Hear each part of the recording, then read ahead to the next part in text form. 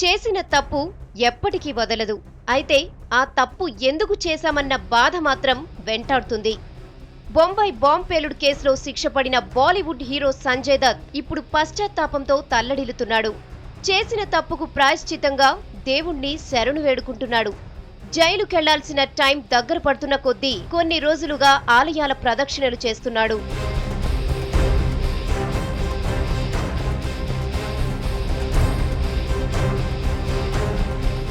శిక్ష ఖరారైన తర్వాత సంజయ్ అజ్మీర్ దర్గాకు వెళ్లి ప్రత్యేక ప్రార్థనలు చేశాడు.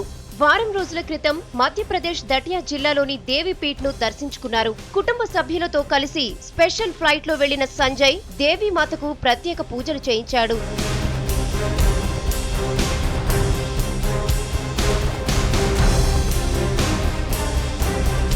త్వరలో జైలుకెళ్లనున్న సంజయ్ మనశ్శాంతి కోసం భగవంతుణ్ణి నమ్ముకున్నాడు.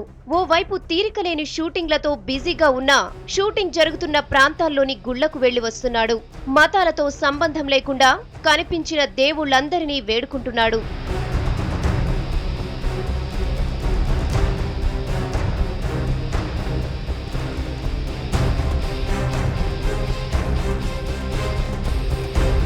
బెయిల్ వచ్చాక గతంలోనూ సంజయ్ చాలా ఆలయాలకు వెళ్ళొచ్చాడు.